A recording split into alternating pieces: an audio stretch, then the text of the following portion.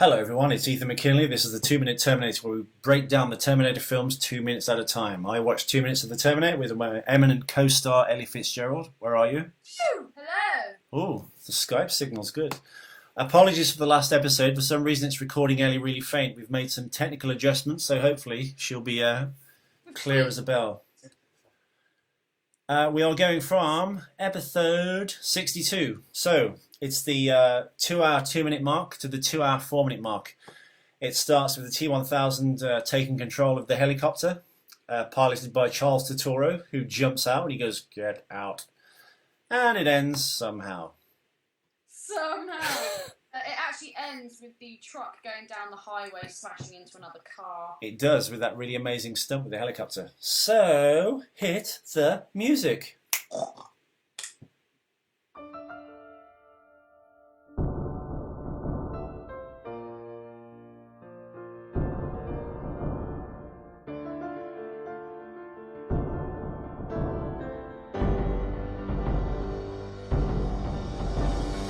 Watch out for machines, they're unstoppable. Watch out for machines, they will rule the world. So, Charlie, you have to get the pig noise in before the music starts. So do you. So- Be a pig. Ellie, is your volume all the way up? It's all the way up, Ethan. Excellent. Okay. Hey, can you not hear me louder? I'm just concerned with the recording, but it's fine. We'll work with it. I'll improve things tomorrow. It does shock me that I'm faint, but hey ho. I've turned it up full blast, so hopefully you can all hear me crystal clear. Well, I think you should buy this program and record my end, and then you could get a handle on it. I'll give you the 20 quid for crying out loud. It's not about the money. We have to do this with miles apart from each other. So I'm trying to explain stuff from my end, and you have no idea what I'm talking about, and you just come out as faint because I'm the end recording you. Would it actually be any different the other way around though? Well, yeah, because you could make amendments to your sound and see if you could get a better thing from recording me, so we appear on the same level in audio terms, basically. Okay. So do we have any facts for this particular 2 minutes so I can fact attack the shit out of it? Yeah. Fact attack. Fact attack!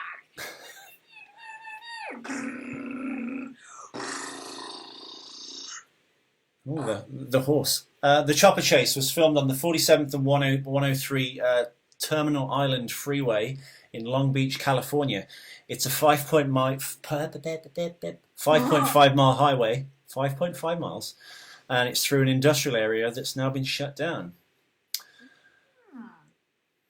Actually, I misread that. Okay. Your glasses are broken, we'll cut you some slack. And I'm stupid and dyslexic. I should proofread this before I actually start just going off on one. Basically, it's the Terminal Island Freeway. It's in Long Beach, California. And a 5.5 mile stretch of highway was shut down. They'd film it, and then they'd clear the highway, let the traffic go through. Then they'd stop the traffic. They'd shoot for a few minutes, stop it, and let the traffic go through. That's so fucking cool to have been travelling down that highway at that time. Yeah, you'd think. It was done very early in the morning at 4 a.m, so a lot of the traffic could have been rerouted. It wasn't like it was rush hour. And it was shot between 10 p.m. and 5 a.m. So basically, it didn't really interfere that much, I guess, with commerce, but I guess a million truck drivers listening will be arguing that with me. Okay, I have a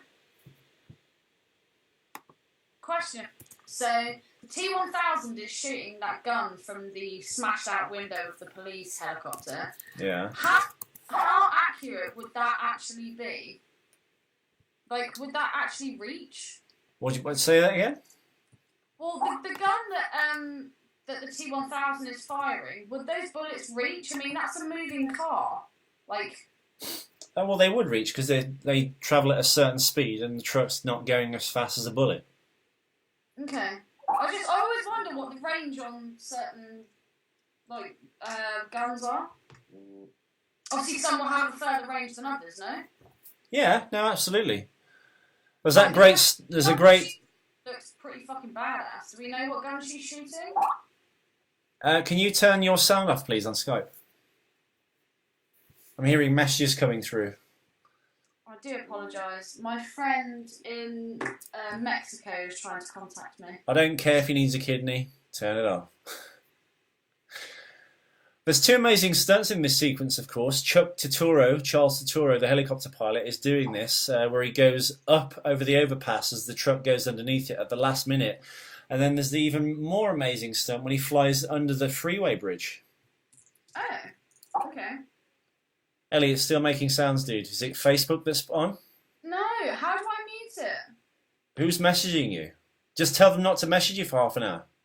Okay, I will. And your phone. Turn on, put it on silent. There you go. Fucking hell. The amount of times your phone goes off or your computer goes off and you switch off and you start messaging people. My phone goes off for once and it's... Get rid of it! Well, we know why. Why?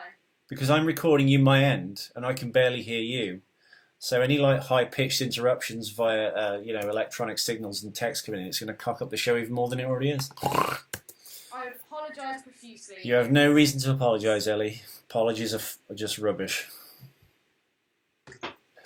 Okay, I give up. Let's go back to Terminator. The interiors for this were shot with poor man's process. Do you know what that is? No. Well, to save money and you'd have more time to shoot with the truck. The truck was actually stationary and it was being rocked by crew members with lighting effects to simulate movement. So how come John Connor's hair and Sarah Connor's hair are being blown all over the legs of Kimbo? Because you blow a massive air fan through the truck. That would explain it. Yeah. And why are John Connor's eyes all red? In what? When? Okay, so when she says, make sure you don't get hit, blah, blah, blah, she's making sure that he's all safe, and then she starts shooting at the T-1000. Yeah. Look at John Connor's face, and John Connor looks like he's been punched or have been maced in the face. His eyes are all red.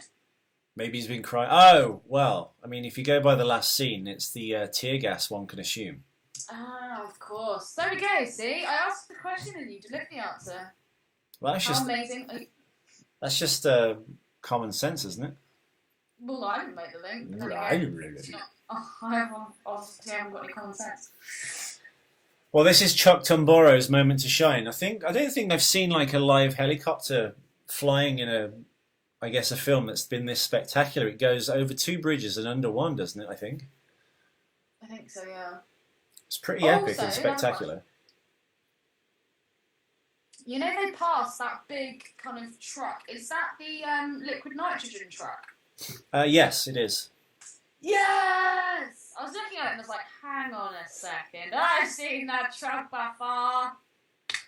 Amazing scene. I cannot wait to fucking watch that 2 minutes. But anyway, we can't talk about it now because in the future it hasn't happened. Well, there's a bit in this that I don't kind of understand. It was on the Blu-ray in the commentary. But according to the Blu-ray, when the T-1000 is flying this helicopter, he's got 4 arms and not 3. I'm convinced it's 3 arms. Okay.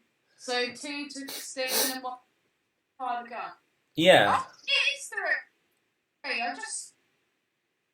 It is... One, It is... There's one holding like some kind of gear knob and one steering it.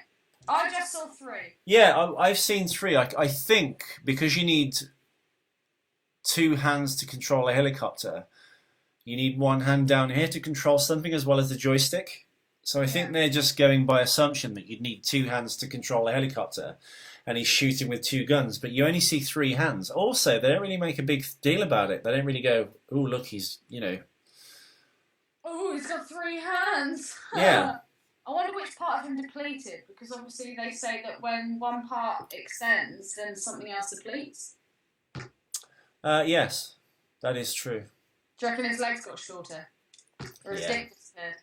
Yeah, he's just got 1 foot. 1 foot? I know, because you need your legs to control the foot controls of a helicopter, don't you? Conundrum. It's very strange. Where did that 3rd arm come from? Well, this is the thing. I think it's Benthic Petroleum, or Bentic Petroleum, which is the fictitious petroleum company in all James Cameron films. It's the one the oil rig workers are working on the Abyss. Oh. It says it, I think, on the side of the liquid nitrogen. I think. But we'll come to that in the next 2 minutes, obviously. But yeah, no, I think Charles Turturro did a really good job of piloting this helicopter. I'm still talking about this because it's so impressive. He actually flies under that freeway and clears it. That's fucking amazing. And the pull-up at the last minute. That'd be incredibly dangerous, especially actually, no, but you said... Actually, how does that work? If you said that the truck's actually stationary... Yeah. Then how is the helicopter following it? And no, they're moving. What? I'm so confused. Well, that's because It when... can't be stationary. No, that's because... Well, all the things with Sarah is just you're seeing her in the doorway, or you're seeing the truck from the side, or you're seeing Arnold sideways through the truck or through the windshield. You don't need to be physically there to shoot that because it's all close-ups. The things you're seeing now with the truck actually being chased by the helicopter, that's called second unit shooting. That's usually done by a stunt coordinator who is most likely a second unit director as well. So that probably wouldn't be filmed by Cameron. The main director will work with the actors and stuff. I'm sure because Cameron's so hands-on compared to other directors, he probably shot this as well, or was heavily involved with the second unit. Yeah. But they do it mainly to save time. So this will be shot simultaneously that something else is being done elsewhere to keep the schedule of the shooting of the film down, obviously. So any kind of distance shots, this stuff where you see in the helicopter flying, being shot by another helicopter and they're following it down the freeway and stuff, that's the second unit. Oh, I see. And then you'll get your close-ups inserted into the action so it looks like it's one cohesive piece. Do you not think that something so fucking epic as this actually happening in film term, that other police would have been involved and aware of what the fuck was going on? Yeah. Where's all the other fucking policemen? I don't know. I mean, first and foremost, the police helicopter that would be spotting things aerially has been obviously commandeered by the T-1000, so the police don't have a helicopter anymore. So they would only be going, I suppose, by a few reports on this freeway when the helicopter flies too close to the ground. But then the people on the freeway obviously have to kind of find a payphone because there were no mobile phones then to call the police to say what's going on. So the police may have an idea where they might be headed based on the roads around Cyberdyne, but I guess they wouldn't know for sure. So that's, I guess, the apologist argument as to why... They've tried to avoid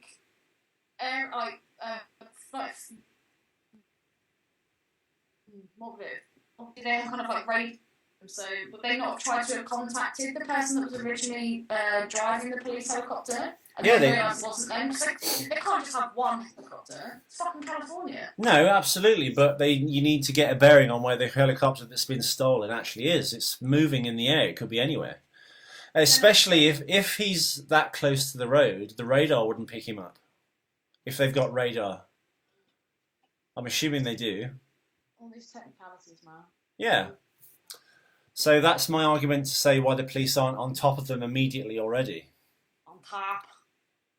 Why can't John help fire and shoot guns? Because he needs to be protected at all costs. You're too important! Yeah, exactly.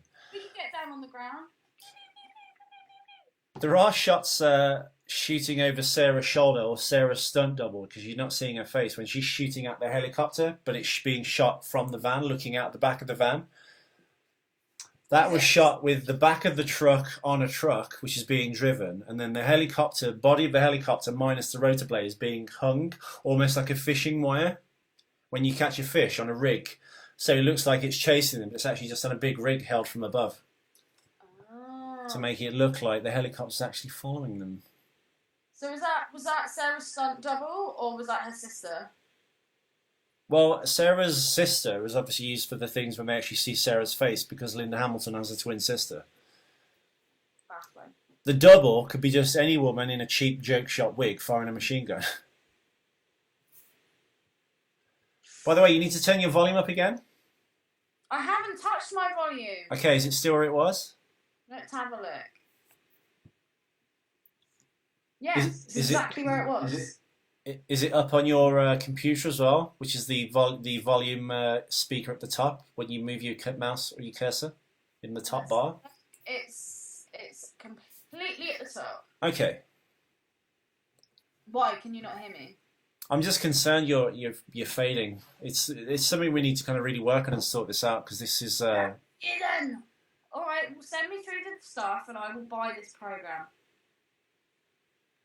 Yeah. Yeah. You! I don't know. We'll see. I mean, I've got this thing called audio hijack, which hopefully will record you in a much clearer sound. So I'm gonna have to look into that tonight and try and get things sorted out. There's a tip. There's something that's tipped and it says use ambient noise reduction. Should I maybe tick that? I don't know.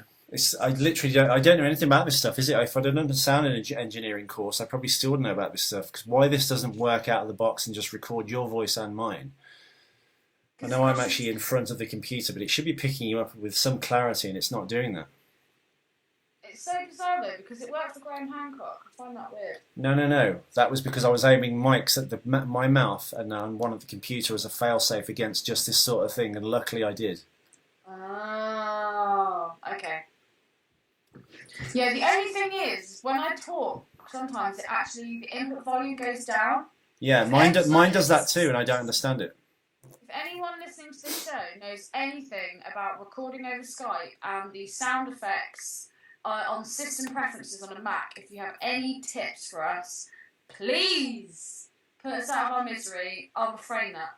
Please put Ethan out of his misery and help us.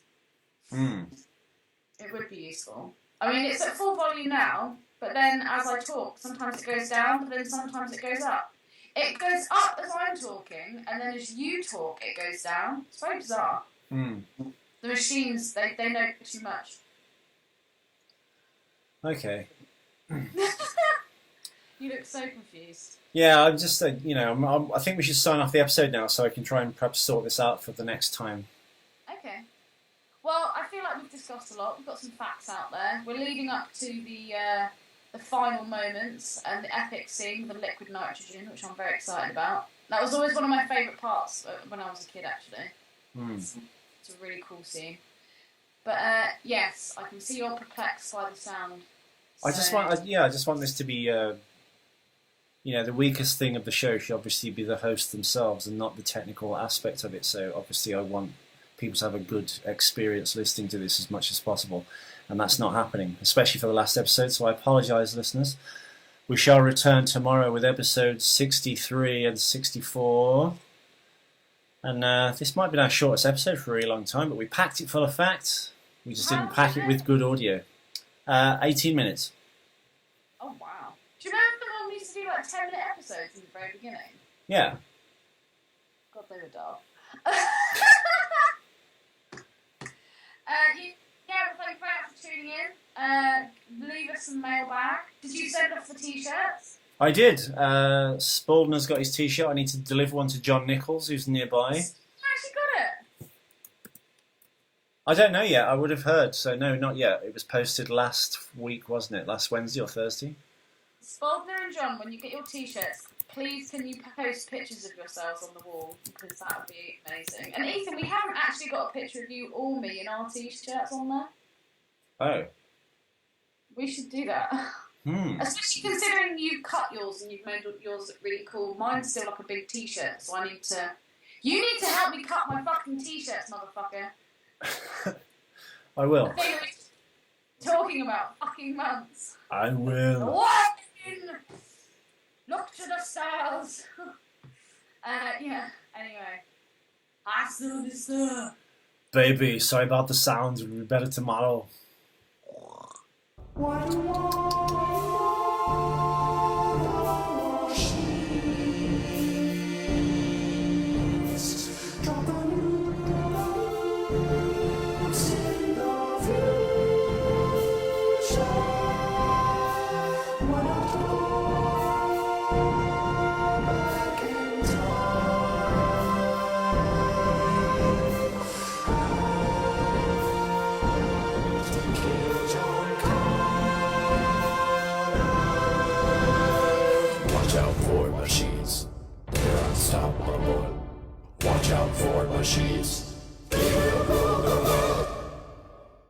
be back.